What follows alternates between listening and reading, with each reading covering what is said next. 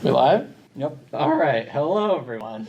My name is Ben Young. I'm the Deputy Director of Administration for the City of North Canton, Ohio.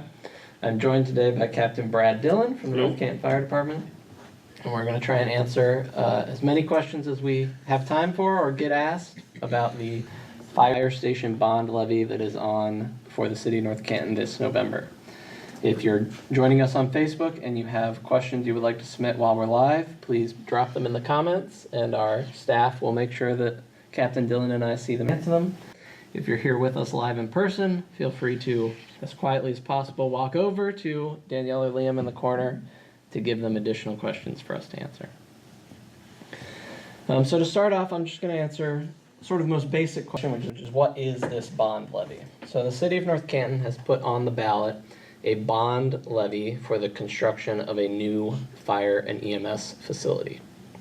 So that bond levy would raise $16 million for the city to spend on construction, and then the levy itself would continue for 25 years, repaying the city's debt over those 25 years.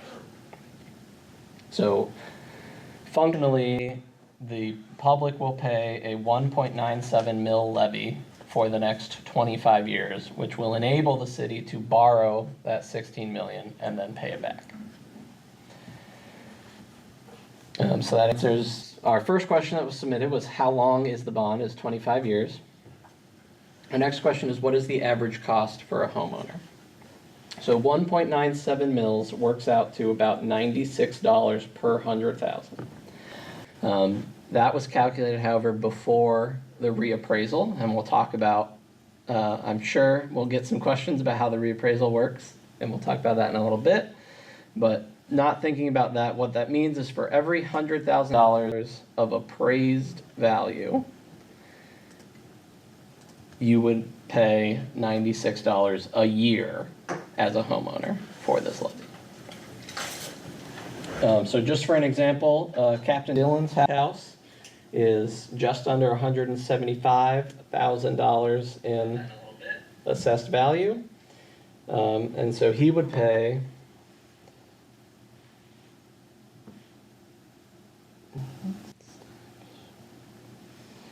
$168 a year for this bond levy.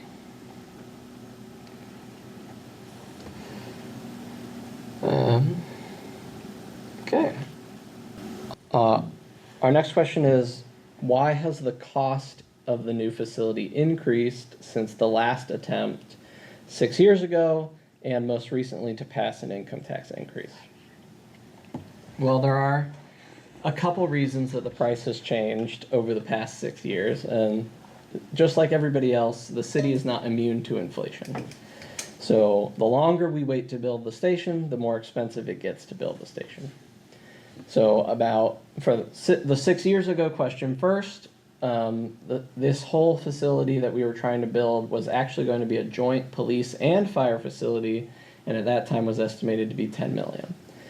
Today, fast forward through COVID and inflation, looking at just a fire facility for the building itself, about $10 million, but then we have contractors' fees, architects' fees, all the stuff that goes into the building.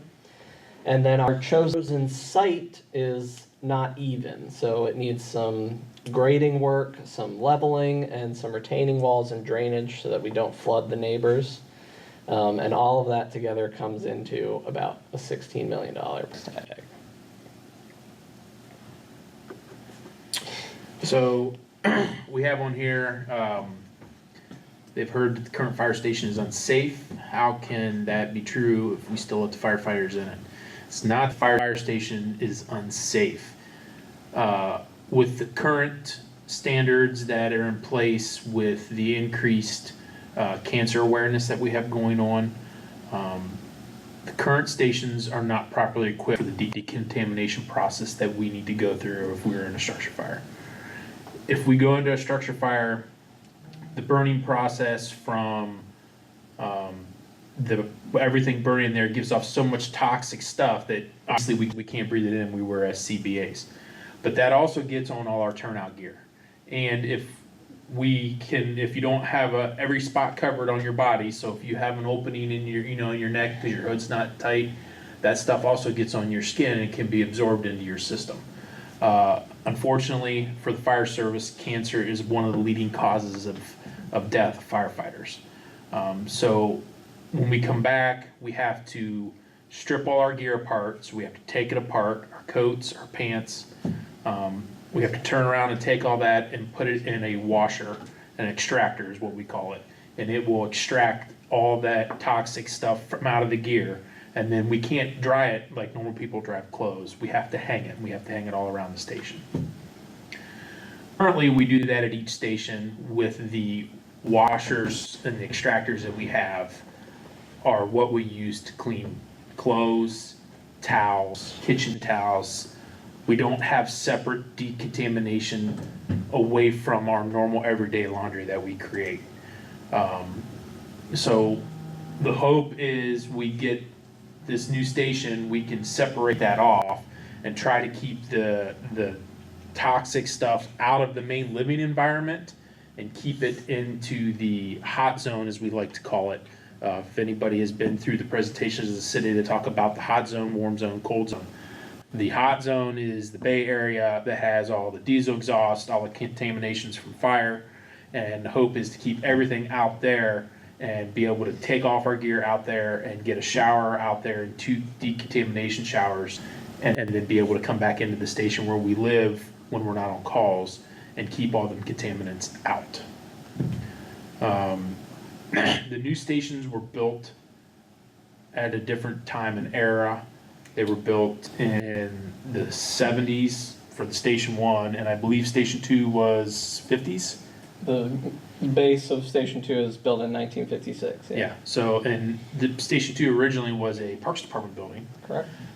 Station 1 was built back when the fire service was mostly volunteer. Fast forward all these years later, the fire service is losing volunteers because people don't have the time to volunteer to their community. Fire service has really switched most places to a full-time only or full-time part-time capacity. And the stations that we have now were not equipped and built in that era to handle this in this era of response. So our new station has a negative pressure exhaust system. And if anybody's curious to see the drawings, you're welcome to go to our website, northcantanohio.gov/fire proposal, and see the drawings for yourself of how that negative pressure exhaust system creates a hot zone and a cold zone. And the negative pressure actually prevents those contaminants from getting into the sleeping quarters, the kitchen, the day quarters of the firefighters, helping to keep them safe from those contaminants and reduce their likelihood of getting cancer. Correct. Another thing to add is the current stations, like we said, were not built for the way they are run now. Station 1 just went to 24-hour response in March. To be able to do that, we had to convert 2 offices. One was the chief's office, one was the assistant chief's office. Those had to be converted into dorms. One office is big enough for two dorm beds and some lockers. The other office is only big enough for 1 bed and some lockers. So we can house 3 people at that station for 24 hours. As you can imagine, converting offices into dorms is not ideal, but in order to better serve the citizens, as the fire service usually does, we adapt and we overcome, and we were able to make it work. However, being that there's no airlock system, excuse me, or any type of way to keep the contaminants out of where we live, the day room, the offices, the dorms in Station 1, that it's hard to keep all that out when the door just shuts and it can be pushed open if there's a strong breeze. Unfortunately, that's kind of what we're dealing with right now. If anybody's curious to see the station for themselves, there's an open house in 1 week from today on October 7th from 6 to 8 p.m. I believe. Yes. 6 to 8 p.m. at Station 1. You can come see the current station for yourself live in person.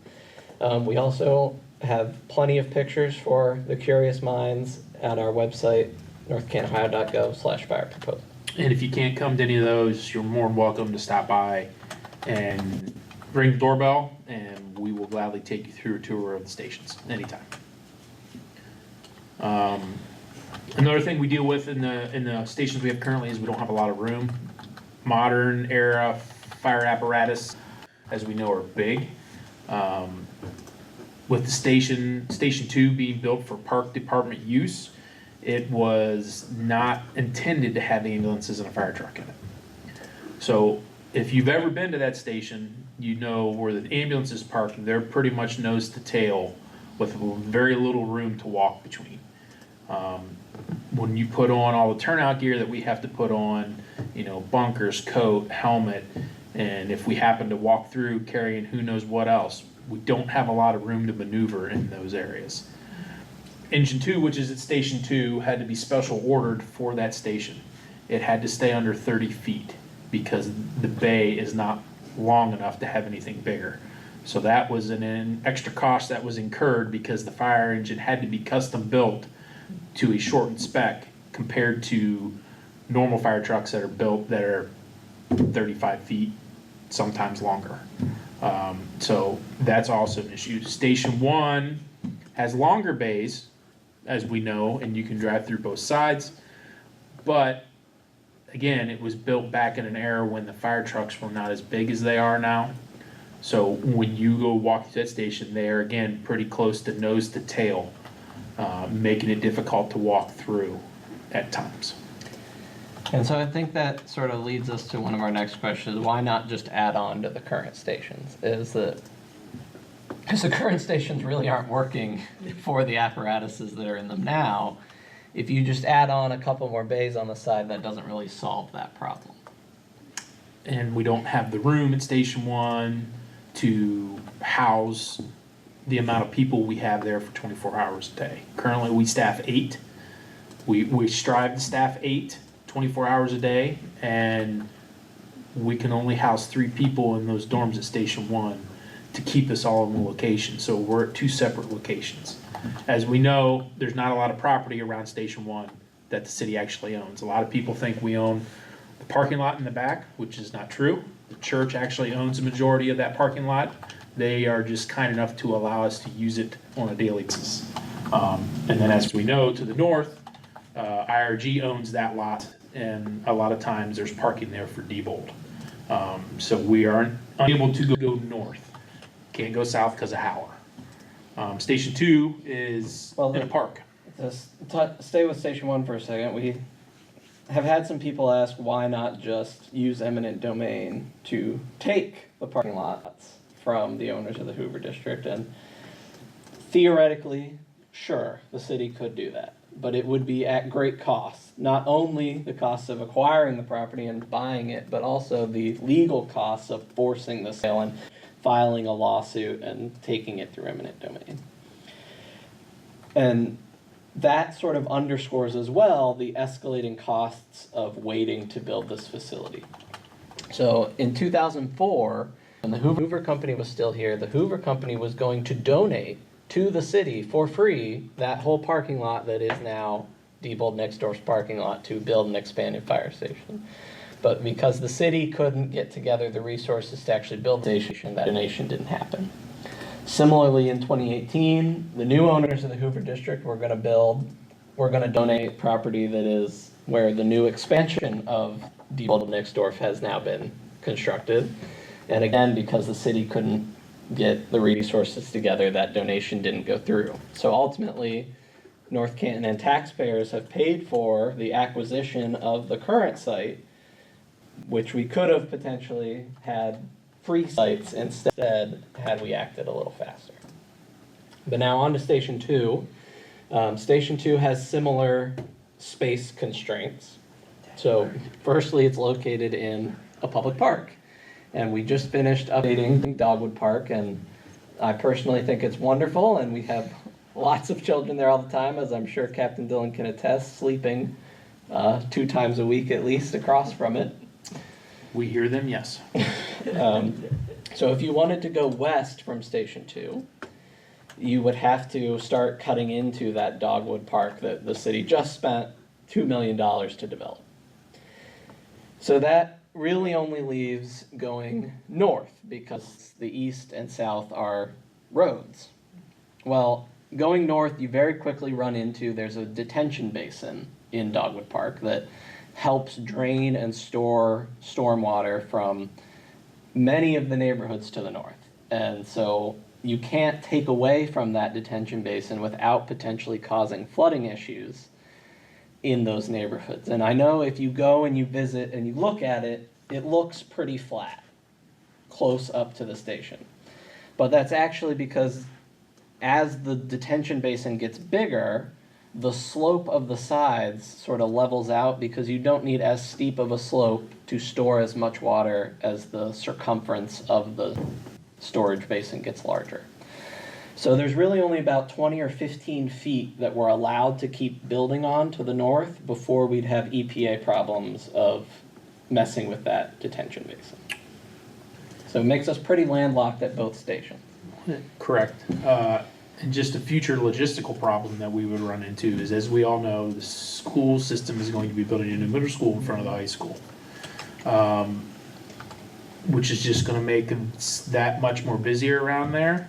And we got to be able to get in and out with ease. And building it at Station 2 would not be ideal for the reasons Ben said, and also for logistics.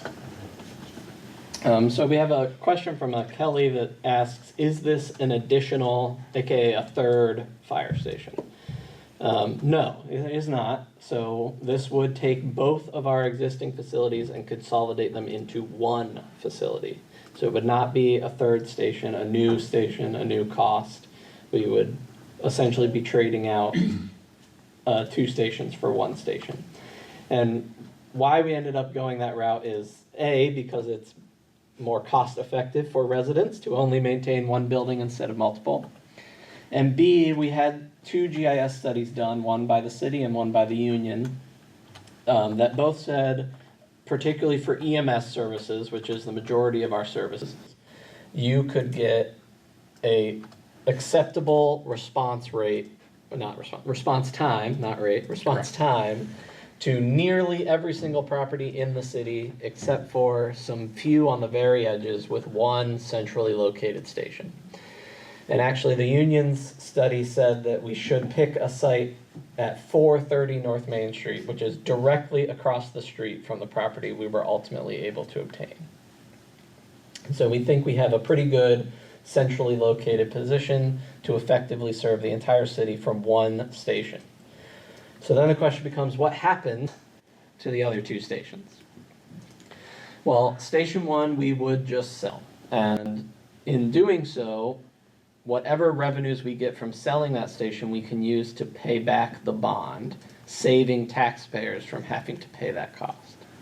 So that, we think it's worth roughly $1 million. That would roughly cut 1 year off the bond, bring it down to 24 instead of 25 years. For Station 2, it's very close to a public park, and lots of our residents will be familiar with the Civic Center, which we're at now, or Dogwood Shelter. Both are recreation rental facilities that the public can rent for parties, birthdays, weddings, those sorts of things. And we have a lot of demand that outstrips the 2 facilities we have available. So our thoughts is, because Station 2 is already located close to a park, we would transition it into another recreation rental facility, which is a much less abusive use on the building than firefighters and fire engines. Not because of misbehavior, but just because fire engines weigh a lot, and so does the equipment that firefighters use. I see we have a question here from Matt R. Some residents ask, why do we need a full-time department? And why do they need to stay there all day, sleep there, and can we explain why? So, with the evolution of the fire service, every year our call volume has increased. Except for the COVID year, it was a little bit lower, but that was because people were afraid to go to the hospital when they didn't know really what was going to be happening. But every year since then, we've steadily increased to the point that we run under 4,000 calls a year. I think it was 39 and change last year. So efficiently, a full-time fire department makes sense due to the fact that there's not a lot of part-time personnel out there. And with the challenges of COVID and everything else, there's not a lot of people going into the job field of firefighting and EMS. I wish I could have a better answer with that, but I couldn't tell you why. I think it's a great job, but there's a lot of people that I think the COVID issue scared them, that they don't want to even take the chance of getting sick or bringing something home to their family. So a full-time department is ultimately the best way and the most efficient way we could operate. We stay there all day and sleep there because we work 24-hour shifts. If we were to work anything less, we would have to have more personnel to cover the hours that needed to be worked. So currently 24 hours on, we get 2 days off, so it's 48 hours off, is a pretty efficient way to do it. There are days when we're busy, there are days when we're not as busy. We sleep there because every third day that is our home. I spend a third of my life at work. So we have to have the facilities there to be able to relax. People say they see the recliners. Yes, we have recliners, but that is our home. So when we have some downtime, we can go in and relax and try to recoup, because we never know when we're gonna go out the door again. We do have dorms, and Ben can probably explain a little bit more of this. Our current dorm situation is not ideal. At Station 2, it's community dorm. We have 5 beds in one dorm. I usually take one of the beds toward the back, so if I have to get up in the middle of the night, I gotta walk by everybody else in order to go out of the dorm. Unfortunately, over the years, firefighting has made it that I don't sleep well. Waiting for the next call to come in or for whatever reason, so it's not hard to wake people up just walking through a dorm. It's fairly simple. Even if you trip over something in the dark and make a bunch of noise, you will wake people up. And there's a lack of sleep that's involved with that, and I believe you covered that in your presentation that you did. Mm-hmm. So we're there for 24 hours. Are there departments that have smaller shifts? Yes. But they're your bigger departments that are a lot busier, where they can't work 24 hours because their crews would be up all the time. They work shorter shifts. But in our current situation, the most effective way to cover what we need to cover and be available for the citizens is to be on 24-hour shifts. And to put the need for a full-time department in perspective for the average resident, right now we try to staff 8 people at a time, which is 4 ambulances worth of people. But our minimum is only 2 ambulances worth of people. Correct. 4 people. In any given hour of the day in North Canton, there is a 1 out of 3 chance that we're going to need 3 ambulances in that hour. There's a 1 out of 5 chance that we're going to need 4 ambulances in that hour. That's just not achievable with asking volunteers to come back every 20 minutes to get in an ambulance, or every 30 minutes, or every 40 minutes. Even just once an hour, every hour, you're just not going to get volunteers coming back every hour to run those calls. And so in order to keep people safe, we need to have full-time staff available, because nobody wants to be the third call when we only have 2 ambulances staffed that day. Because then you have to wait for Jackson or Plain or, heaven forbid, somebody further away to come. Or if we clear hospital, we would come from the hospital and back up into the city.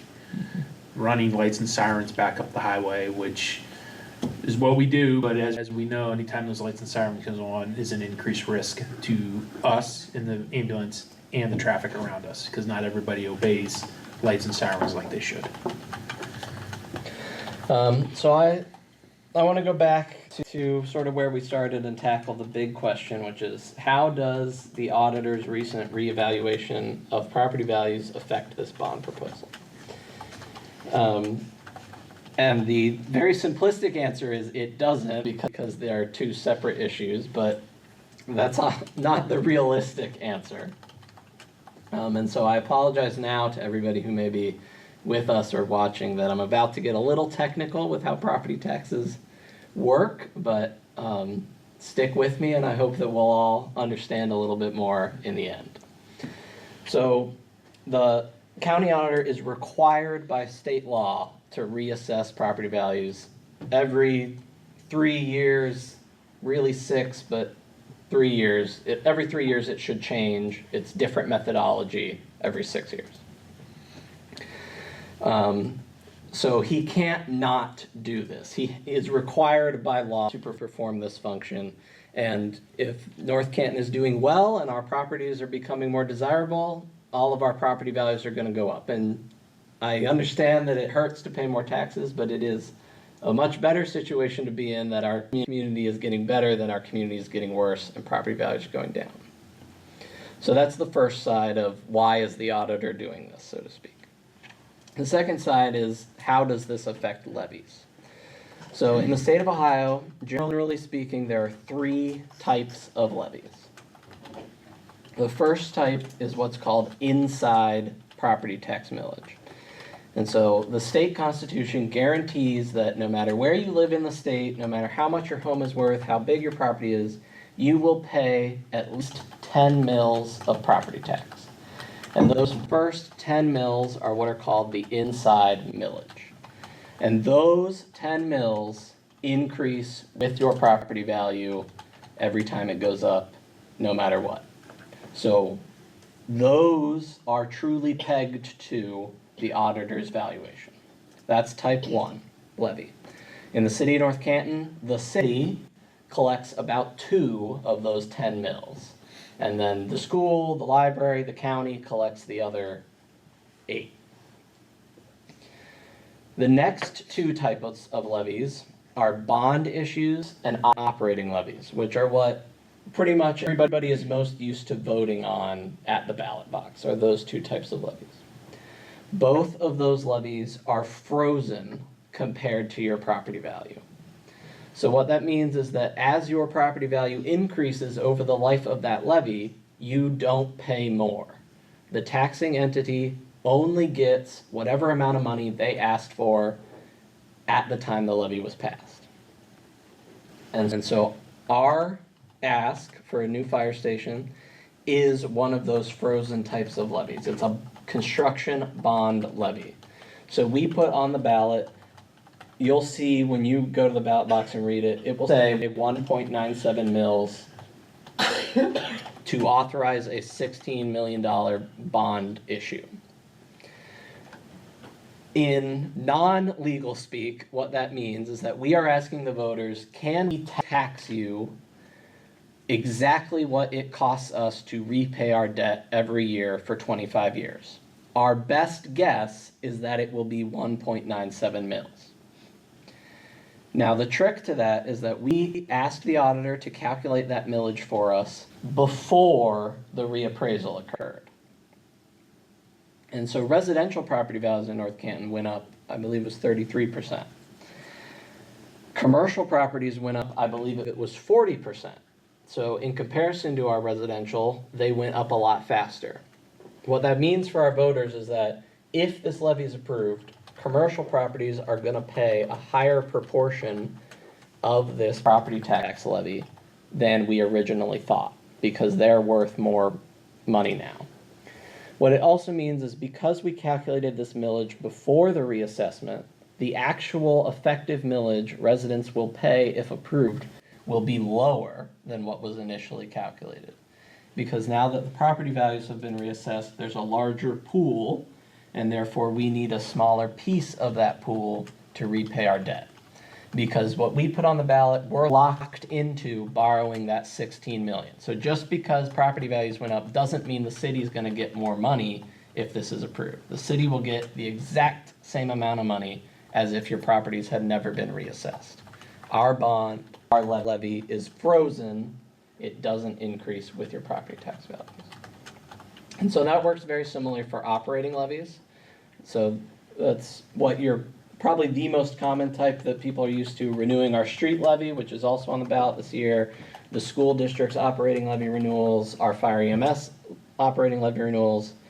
So those are locked in for 5 years. So whatever voters approve in year 1, that's what you continue to pay for the entire life of the levy. And so what that means is, as long as somebody else in the city over the years and the life of this levy keeps building something new, keeps investing in their home, keeps building an addition, keeps adding to the pool, your actual portion of the tax burden, unless you're the person who built something new, will go down. And so levies get cheaper for the average homeowner the longer they're on. That's a very simplistic way of explaining it, and there's a whole lot more to learn. County auditor has tons of wonderful resources. His staff are very willing to help talk to people. The Ohio state auditor also has some great resources on their website. If anybody really wants to learn all the nitty-gritty about how the world of property tax in Ohio works, I encourage them to go find that information on those websites. Does that make sense to you, Brett? I mean, yes and no. A lot of information there. I think we did that one. So our next question is, if the bond issue does not pass, how will the city be able to pay for the new fire station? The simple answer is we won't.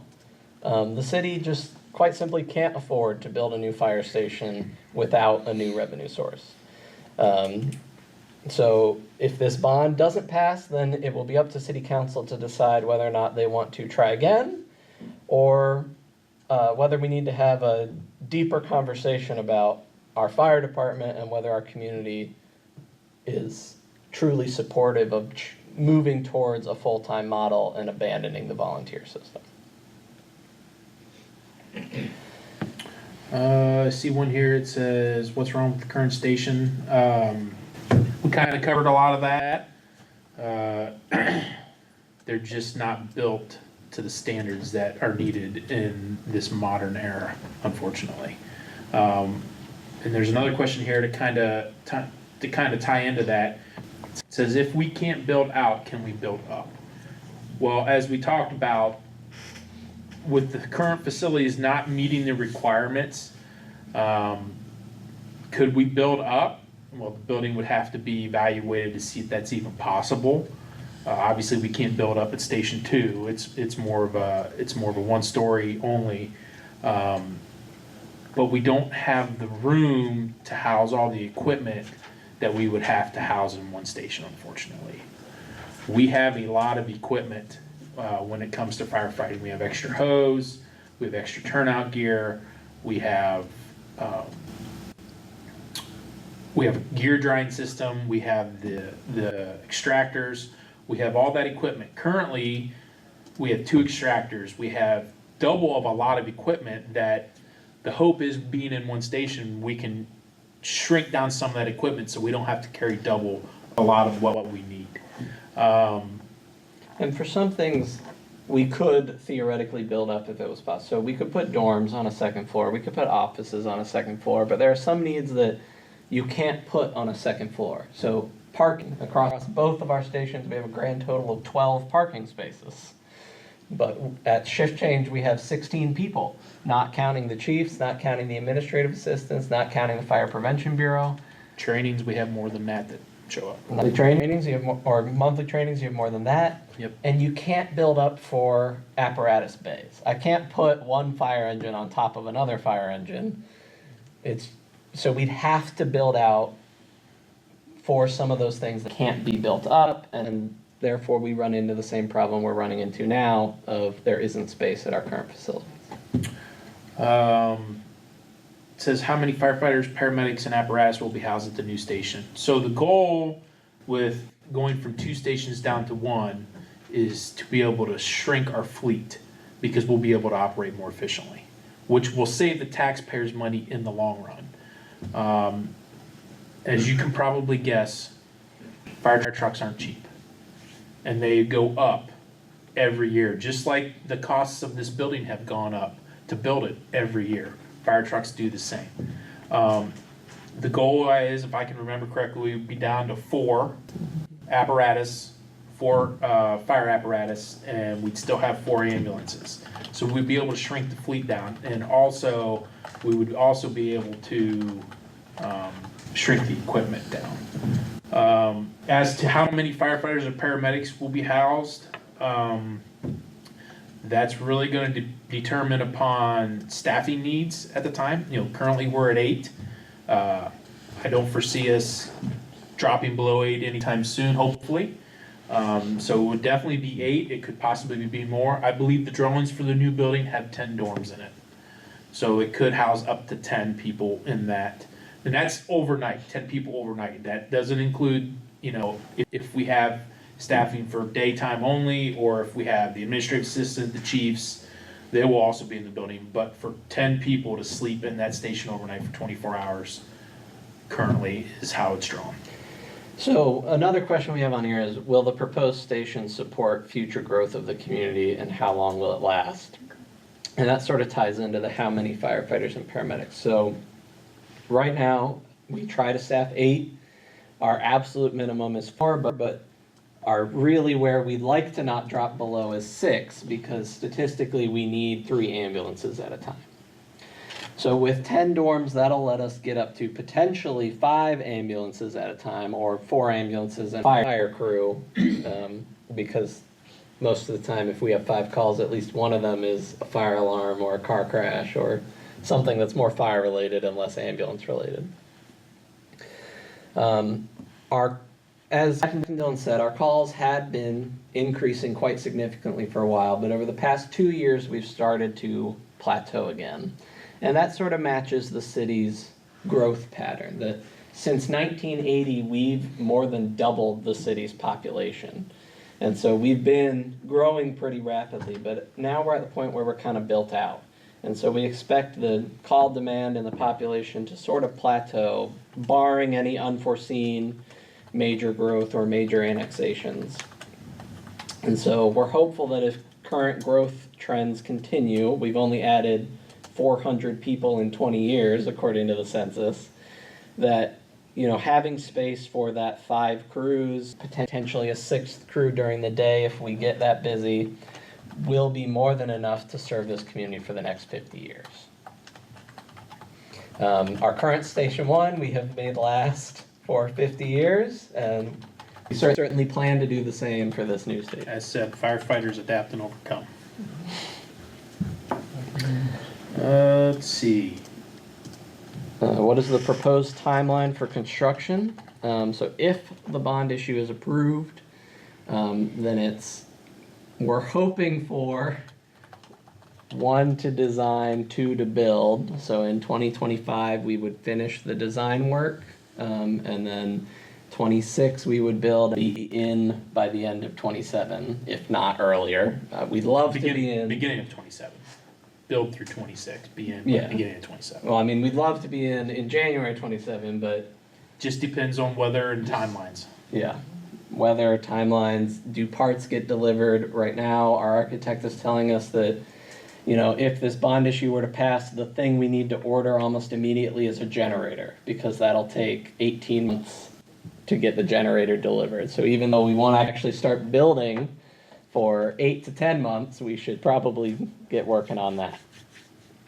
So that's the proposed timeline for construction, if approved. I believe you covered this in the beginning. It says, what is the total financial ask of the proposed bond issue?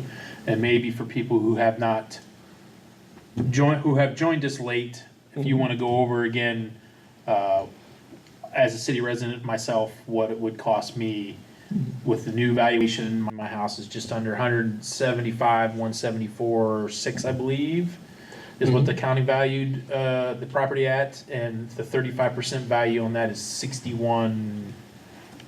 I don't remember. 80. 6180. So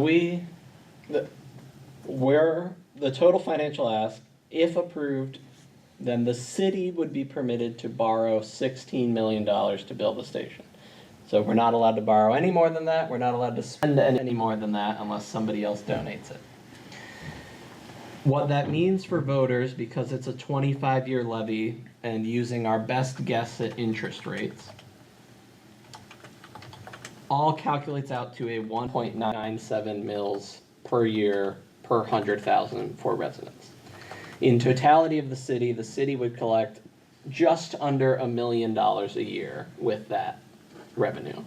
And so what that means, if we're paying $1 million a year for 25 years, is that in total, over the next 25 years, the city would pay $25 million for this new station. What that means for the average resident, so to use Captain Dillon as an example with his roughly $175,000 home, is he would pay $168 a year in year one, and then hopefully something less than that, but never something more than that for the next 25 years.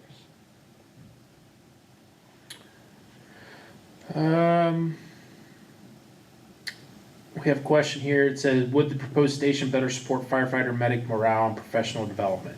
To answer that question is yes. The drawings of the new station have incorporated a training room.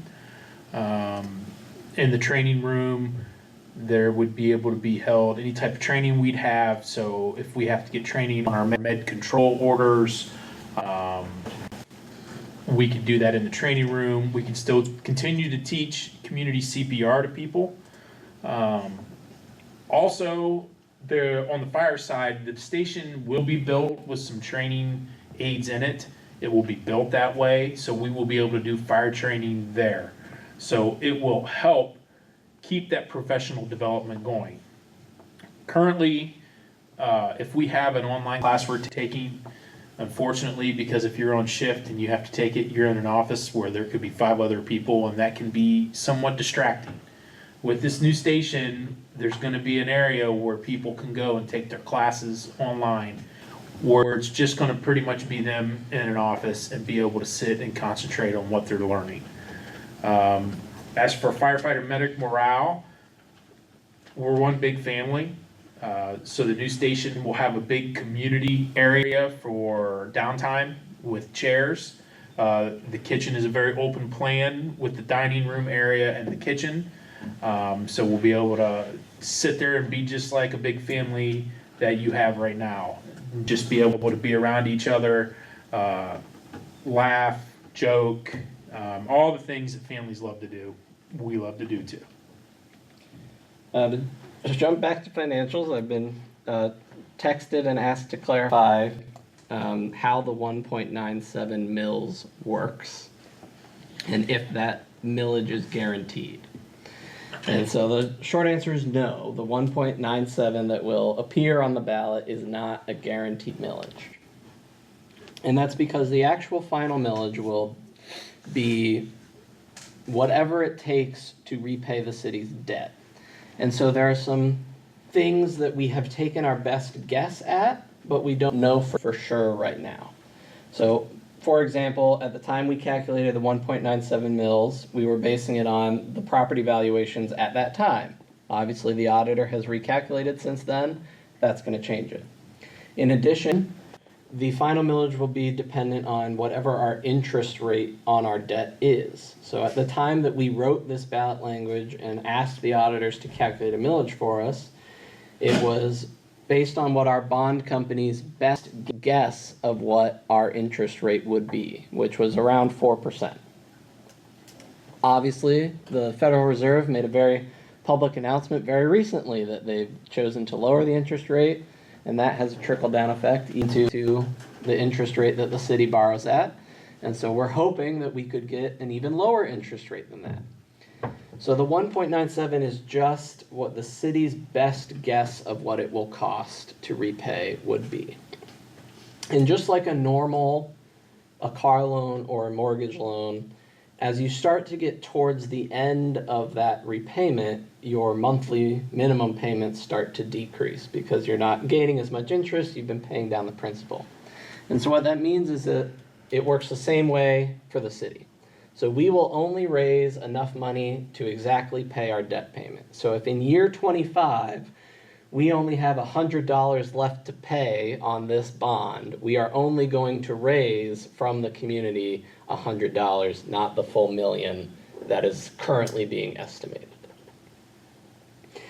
And so that's why it is a variable rate, but there are lots of people much smarter than me who have advanced accounting degrees who have put their heads together at our office, at our bonding agency's office, at the county auditor's office, to calculate this best guess to try and give the community a true, accurate representation of what this will cost.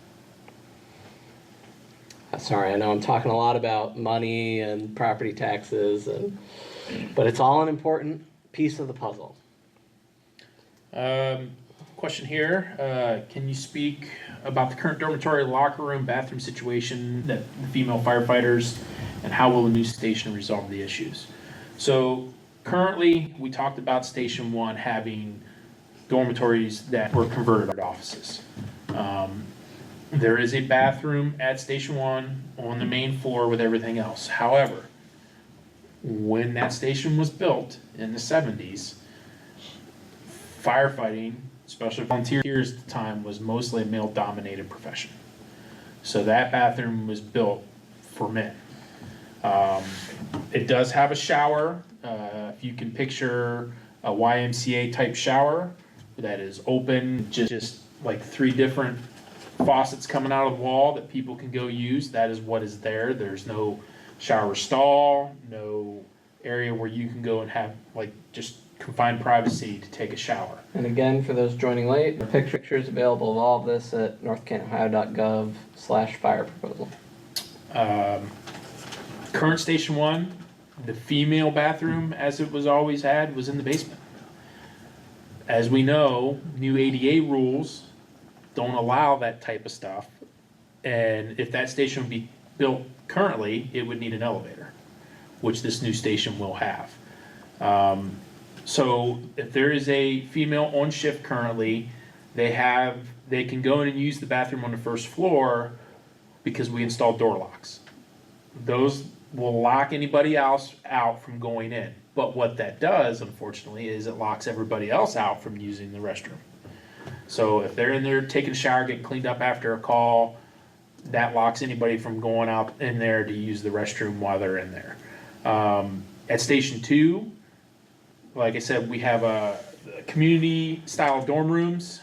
There's 5 beds in one dorm, there's 3 beds in the other. Depending on what staffing is as to what dorms are being utilized by either male or female. In the past, depending on how staffing, there has at times had to be co-ed. We're trying to avoid that as much as possible. There is normal female and male bathrooms at that station.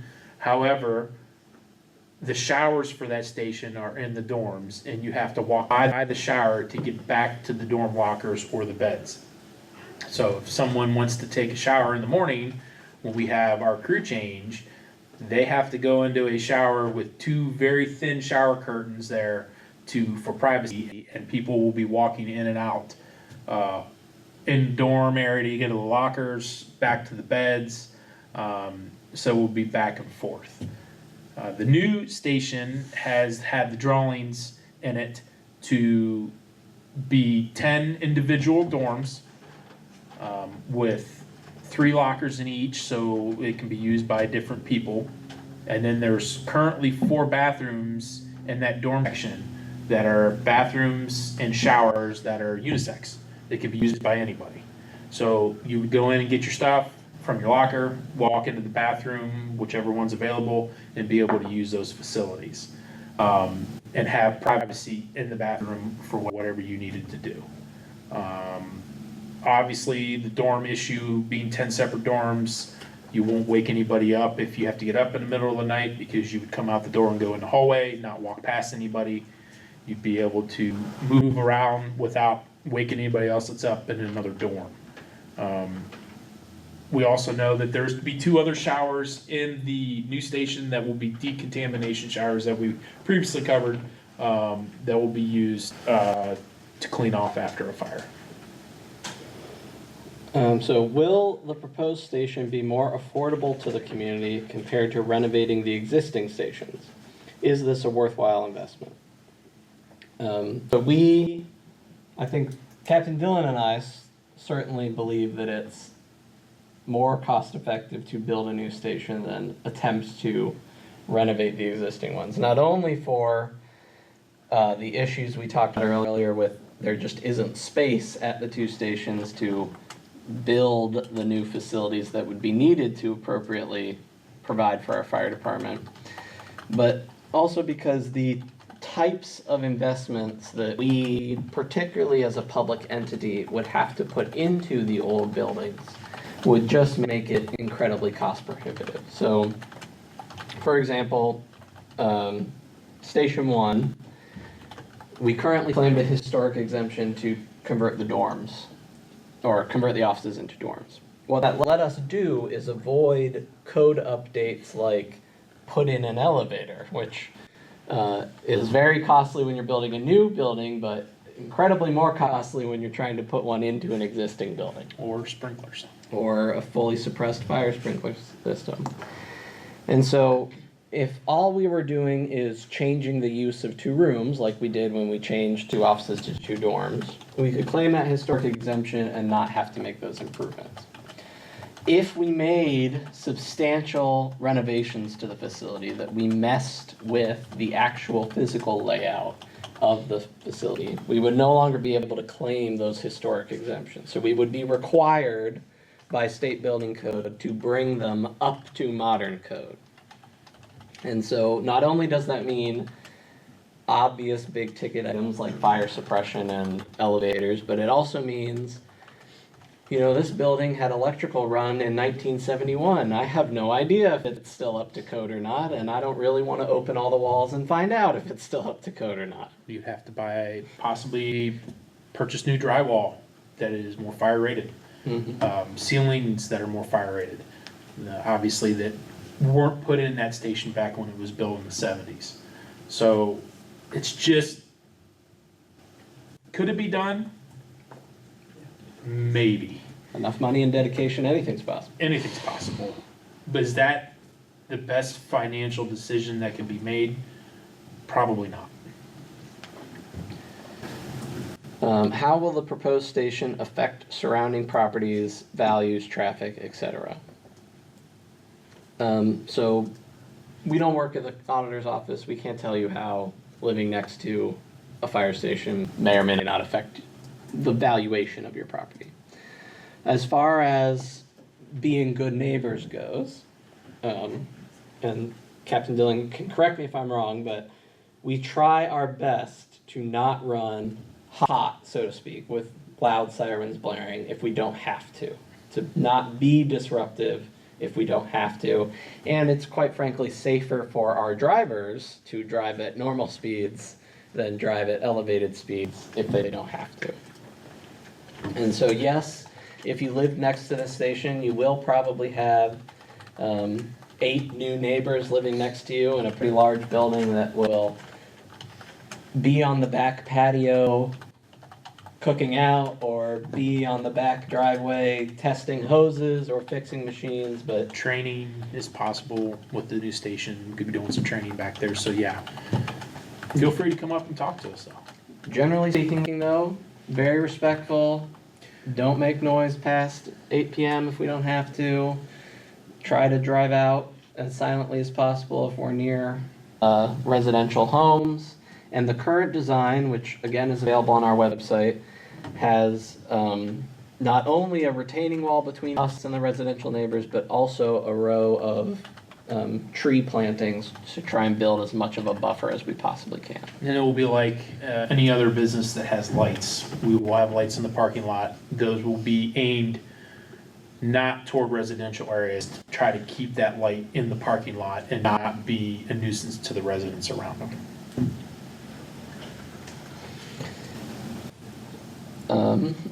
Are there any other funds available to offset the cost of the new station, such as grants? So we have attempted to seek out what grants we can.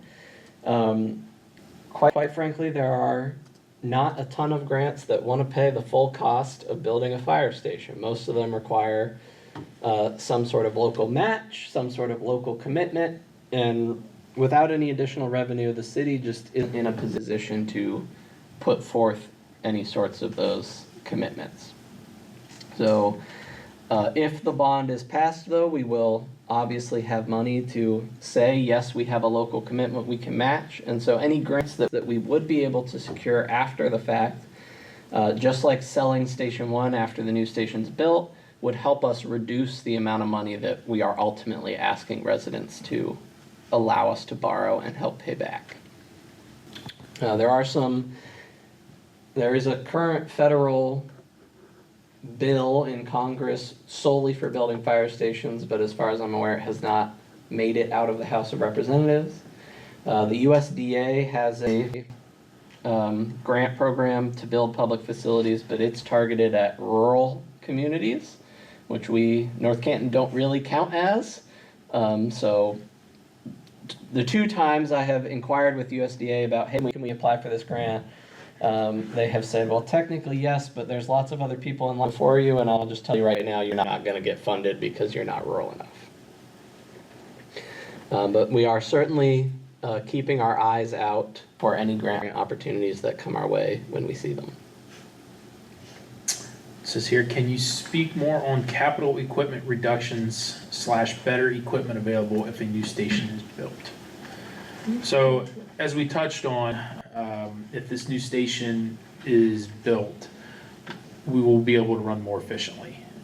We will go down from having all the fire apparatus we have now to, we believe we can handle what we need in 4 apparatus at that time.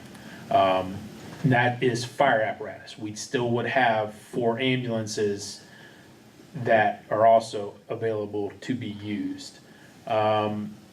As for better equipment, with the bigger station and the room in the bays, there wouldn't be as big a need to have stuff custom built to fit where it needs to go. We should, with the bays being as long as are being proposed, we would be able to just pretty much go order your standard size equipment and not to have stuff specially built, which would be a cost savings.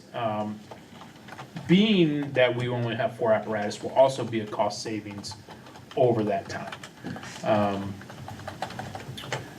Better equipment, one thing that jumps out to me, and it's just because I work overnight, is there's station alerting systems that are out there that will not jar you awake. Hearing a station alerting system go off in the middle of the night, that's a very high-pitched and long beep, can be jarring at times, especially if you're in a pretty good sleep. Newer stations, newer equipment like that being built into facilities helps with that anxiety of being woke up out of a deep sleep and be able to just kind of gradually get louder to wake you up and being built. Various things like that. The airlock system we talked about, having that flow of air to keep all them contaminants in the hot zone. One of the things we didn't touch on is the exhaust system for the station. Currently, our exhaust systems are hooked up to the trucks as we pull in the station. It is not the best system. Those don't fit well, they pop off easy. So to try to get them to work correctly to keep those diesel contaminants out is hard sometimes. The new station will have a system in place that will be no hoses attached to trucks. It will be a system that will have monitors in there, and once a certain level is reached with the contaminants in the building, it will kick on fans and basically just pull air out of that bay to suck any of that stuff out. So it will be a cost savings, it will be a health savings, a reduction in that over time. Nothing is immediate. The money saving on apparatus would be over time, obviously. There's always better equipment being invented. It's just a matter of, can we incorporate it in what we're building? May I interject? Absolutely, Mayor. Do you have a question for us? Yeah. It's more of a comment.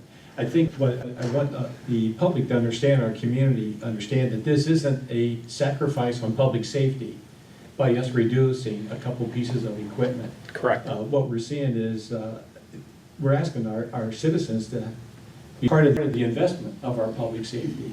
And I think that question came up to me one time, well, how's that going to affect us? As I understand, even some of the newer equipment, even the power of the engines of our fire apparatus have changed over time. stopping, braking systems have changed over time for fire equipment in responding to calls and things like this. So, and bringing us, our equipment down doesn't mean that we still don't have mutual aid.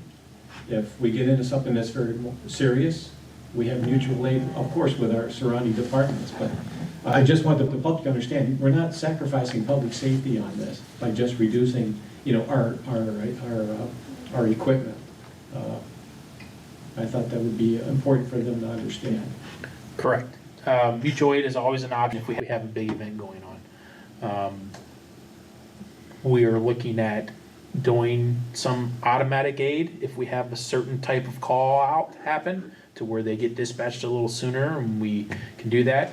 But we always have the opportunity to call for mutual aid at any point. Officer that's in charge of the shift can call for mutual aid at any point to help out. And it happens from time to time. If we are on multiple calls and we get a fire call, we may have 2 or 3 ambulances out and we only have a couple people left back for that call. At that point, we would have to call for mutual aid help, and we are surrounded by communities that we're very lucky to have around us that can help us in that aspect.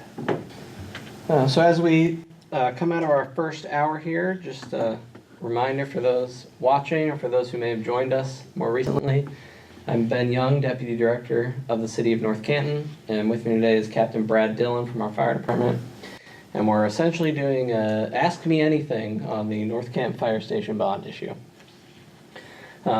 So as we get back into it, on the topic of mutual aid, we have a question that will a consolidated station improve the department's ability to provide mutual aid to other communities for emergency situations?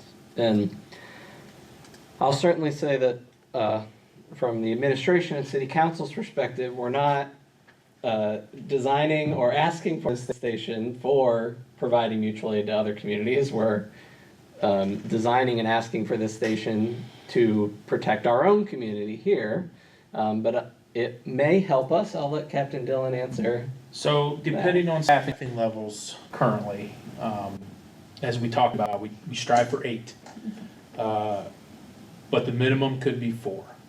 If we get a mutual aid call for an ambulance, we are able to send 2 people on that ambulance, no problem. However, if we get a mutual aid call for a fire apparatus, be it an engine or a ladder, we like to send 3 people with that truck to that mutual aid call.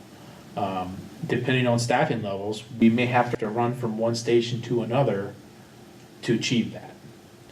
At our staffing of 8, as long as we're all in quarters and not on our own calls for our own city, we can turn out the ladder truck or the engine fairly quickly. But depending on our call volume and our staffing levels, sometimes we have to run between stations. As we know, that's not ideal. In a new station, we will all be in one building. We'll be able to, in case, and my point, being the captain, I'm in charge of my shift. I set my crews for the day. I will be able to put my crews together and, be able to say, okay, if this call comes in and you're on this vehicle, if this call comes in, you're on this vehicle, to where hopefully as long as we're not out on calls, yes, we should be able to provide mutual aid without any issues. So on the topic of other communities, if the new facility is built, will there be any financial opportunities for the city as far as offering to rent out training space to other departments or agencies? So there are certainly departments out there that have, large training facilities and make some extra money by renting out those large training facilities.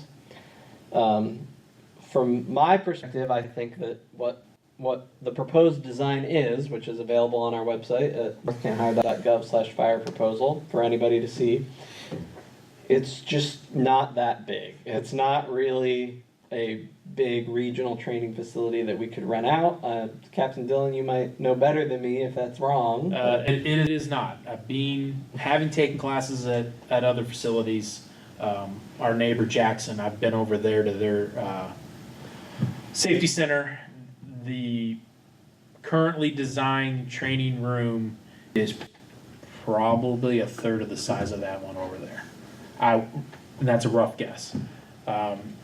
This is more designed for us to be able to handle our monthly trainings, anything that we would need to do in a training room, classes, if we all decide as a group we're taking a class, or we're taking whatever kind of EMS training we're doing at the time, and also to continue our CPR offering that we do offer to residents and anybody outside the city that also wants to sign up and come to.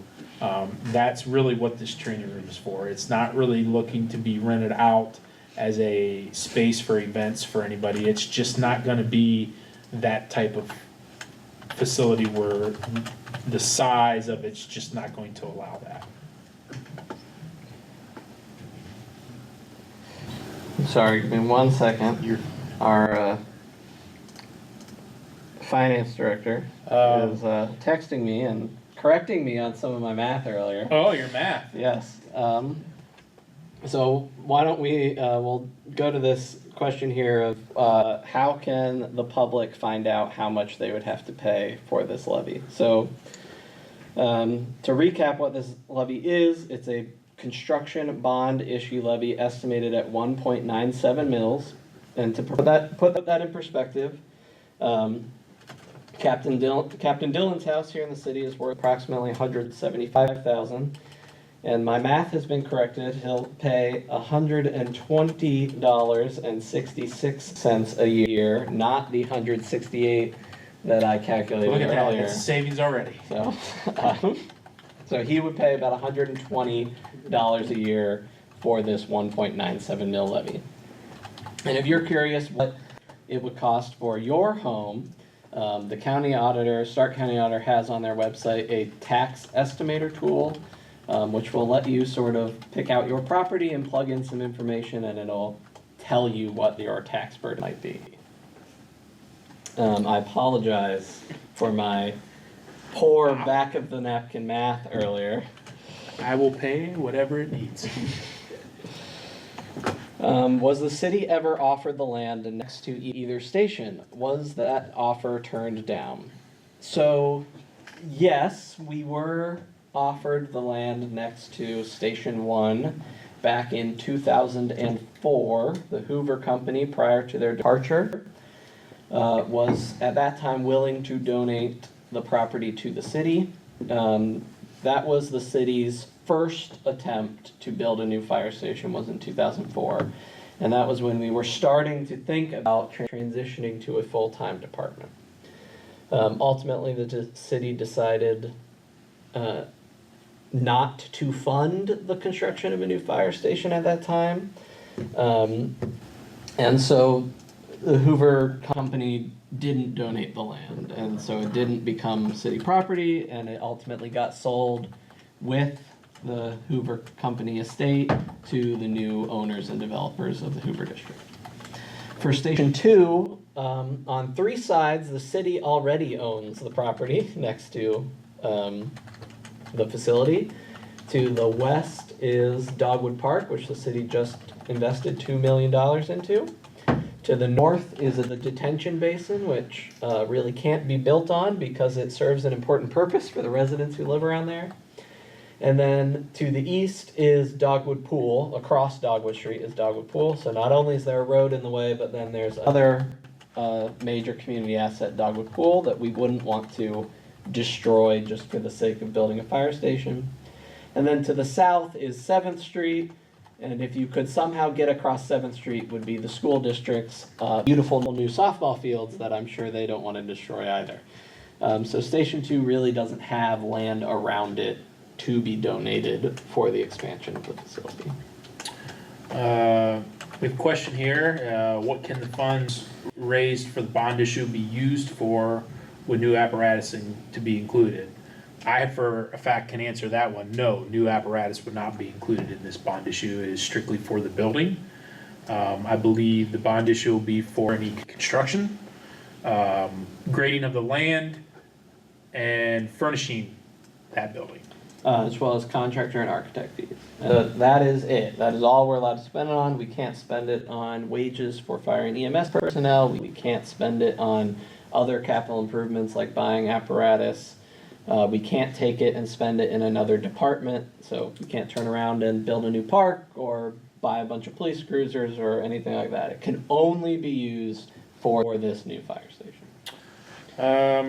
Can you please explain how your decontamination works now compared to what facilities we'll have in the new building and how that will affect staff health and environmental concerns? So currently, if we have a fire, a major fire, where we're in the toxic environment with our gear for a while, we come back out, we get on our trucks, we come back to the station. If for some reason before we get in those trucks, we would need to do some gross decontamination on scene, we can do that. Basically, we take a hose and we will wash people down if we have to. We don't really do that much anymore. We try not to, but we'll get back in the truck and we'll come back to the station. Trucks will go in the bay or they'll stay out on the ramps. People will get off in their gear and they'll basically start taking their gear off in the bay. At Station 1, as we know, that's pretty much right next to the living quarters with no kind of airlock system. So if the trucks need washed, they will get washed outside or in the bay. We will strip our gear off. At that point, we will, if we have to, when we start the process of the decontamination, we will take it apart. All of our turnout gear, bunkers, and coat have liners. The liners will come out. So then we have the shells and the liners, and our gloves and the hoods that we wear. And everything will get separated. Liners go with liners, shells go with shells. They will get separated and they will be washed. Currently, that will be done with the extractor at either Station 1 or Station 2, and as said before, that extractor that is used for decontaminating gear is also the same extractor we use for washing uniforms. There's some people that do not wear their uniforms home. I am also one of those people. I come into work in street clothes. Tennis shoes, sweatpants, jeans, t-shirt, sweatshirt, and I change at work. And I leave all my work clothes at work. I leave my boots there. I leave all my work clothes from anything that's gotten on throughout the day. They stay there. Those be washed in the extractor with the same stuff that we use to wash our fire gear with. So that's kind of how that process works now. Fire gear can't be dried, so it will be hung up and air dried.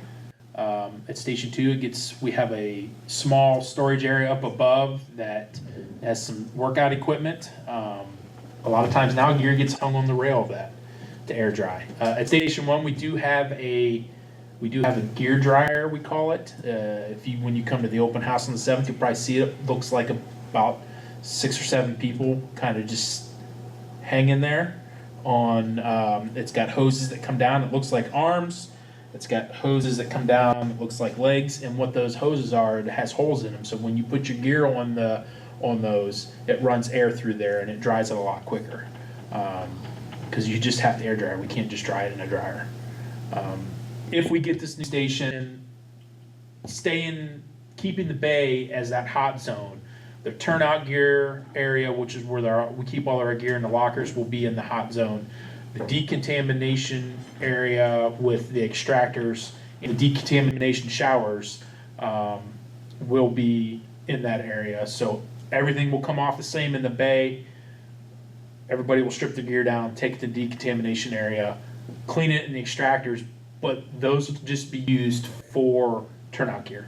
It will not be used for anything else. We will have a separate laundry area in the new station that will be used for uniforms, kitchen towels we use to wash the trucks with. The extractors will strictly be turnout gear.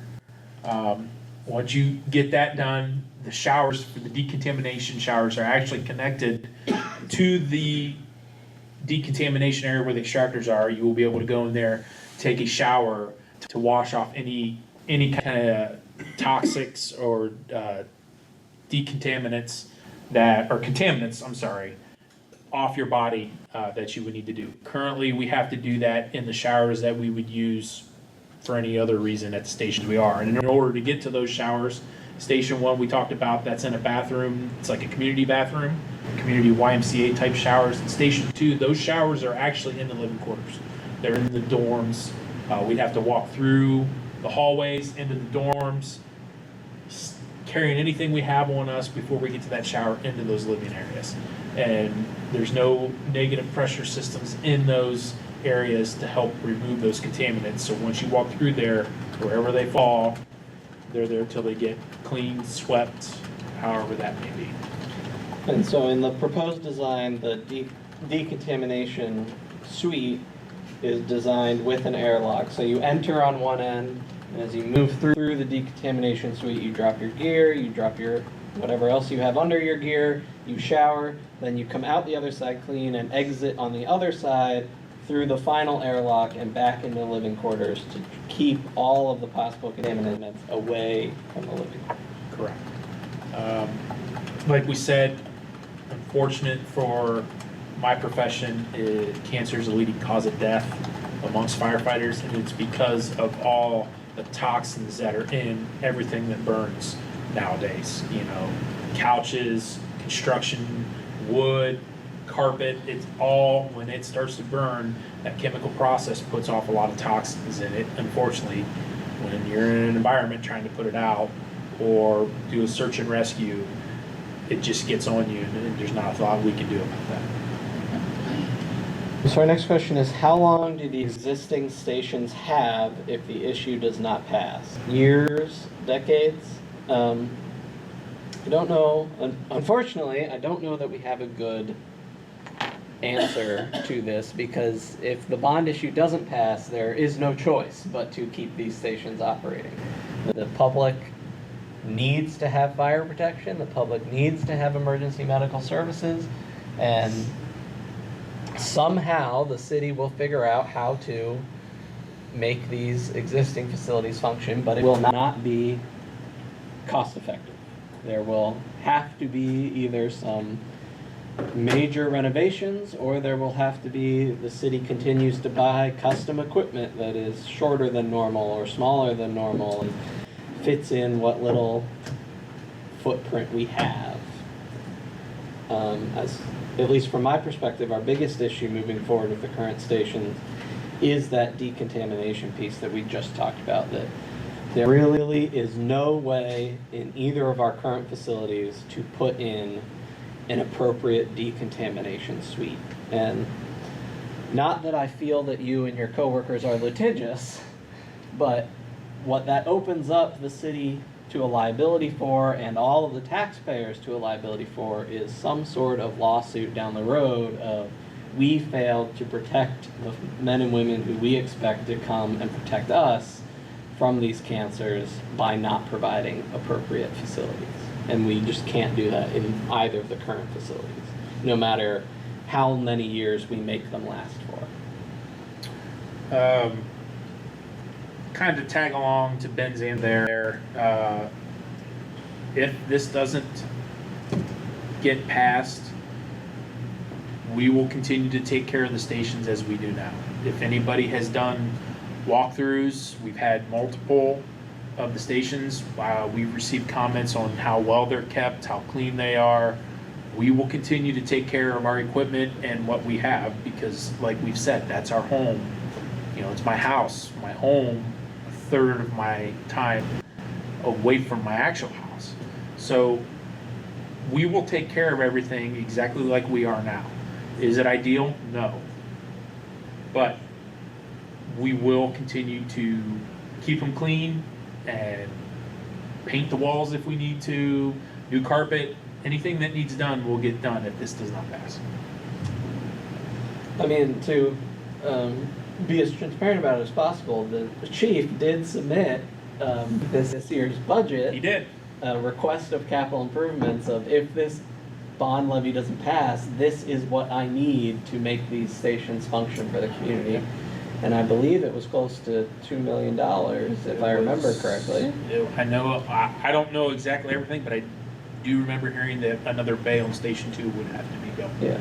That is one of them, and that would be, you know, based, yeah, they're pretty much a shell, but it's still a pretty major cost to attach it to a current building. Especially if doing that attachment triggers modern building codes and putting in a storm shelter and. Correct. So, yes, there Those are sorts of plans if this does not pass of how we can adapt to what we have. Except that we don't really have funding for Again, those how to we adapt go, either. we go back to that, yes. That's always, money is the root of everything. So does the proposed station offer similar or better amenities compared to local departments or any recently built stations used for inspiration in the design? I will let you answer for the amenities because you've been in more of the neighboring departments than I have, but I can say that certainly Wadsworth in Summit County was an inspiration of design. We visited their station while we were in the designing phase. They had just finished their station in 2023.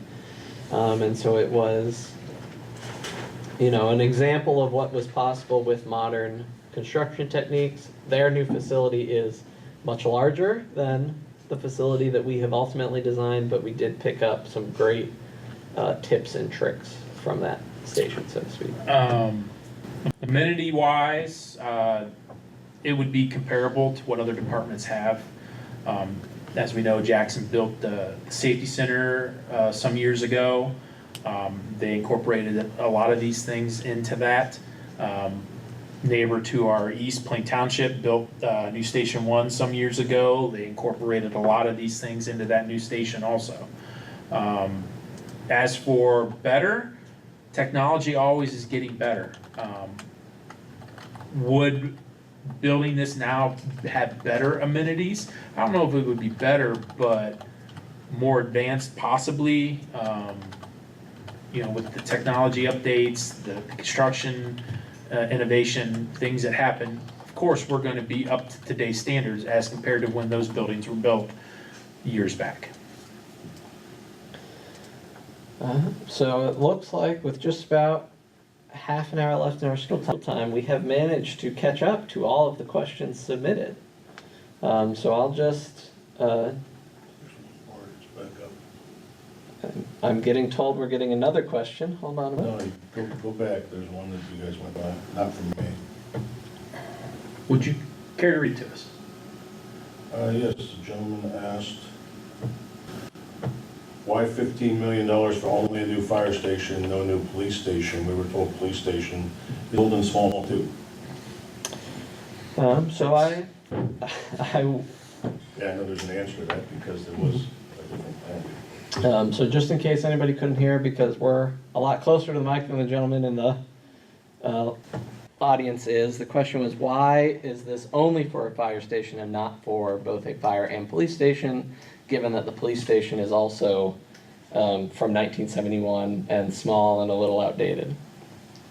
Well, the answer is that, quite frankly, it got too expensive to do both a fire and police combined station in two ways. Number one, in finding and acquiring a piece of property large enough to build a joint facility, and two, in just straight construction costs. So to go back to something we talked about at the beginning, in 2018, there was an income tax proposal to build a joint fire, police, public safety facility, and I believe at that time the total ask for the total joint facility was $10 million. But the land at that time was going to be donated to build the building on. There were no land acquisition costs.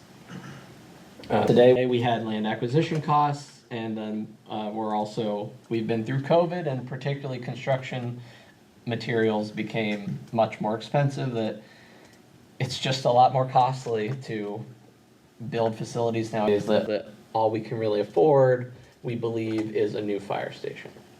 With that being said, there are hopes and plans for the police department that will be discussed in more detail when City Council discusses next year's budget on October 7th, 2024, right here in this room, or live on YouTube. But we do certainly recognize that the police department is also living in a building from 1971 that had very little updates during their time in that building. We do have another question that popped in.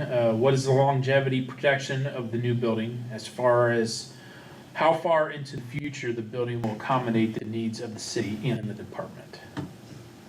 So, as we touched on before, the hope is if we have 10 dorms, the staffing would be up to 10 people, and that could possibly provide 5 ambulances or 4 ambulances and fire apparatus.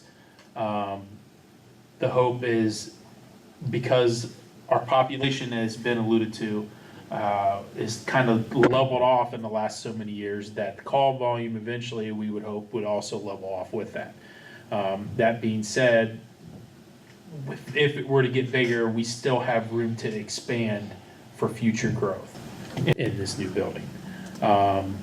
As for the longevity projection, I believe we're looking 50-year building, correct? Our hope and plan is to make this building last for 50 years. So we're looking to hopefully have this building last for at least And- 50 years. But we have a building now currently that is 50 years old that we're still in and we're still making work.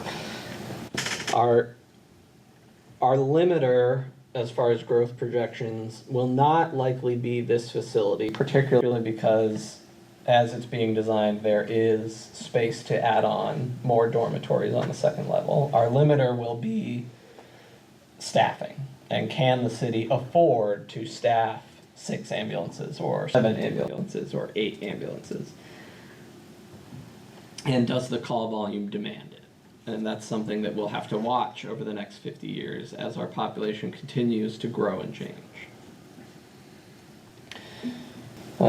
So now I think we may have caught up to all the questions. Yep. So thank you to everyone who chose to join us. I'm just going to do a quick recap that tonight we have answered 30-some questions about the City of North Canton's proposed fire station bond levy, which is on the ballot this November.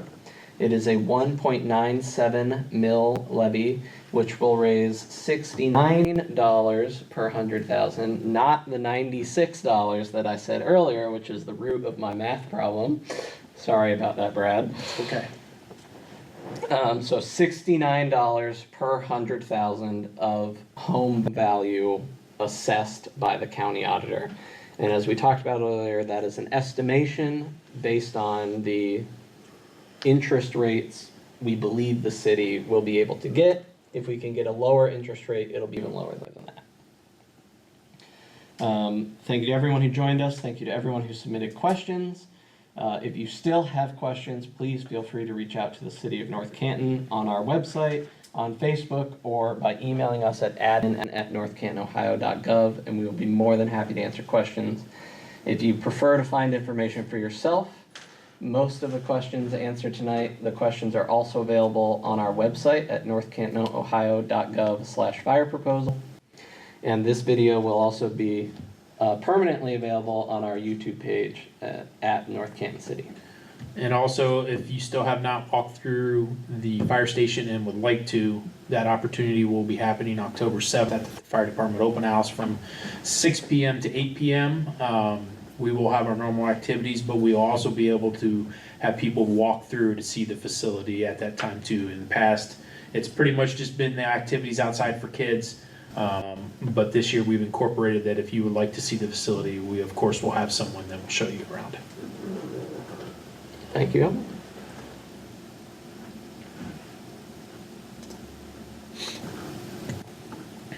All right.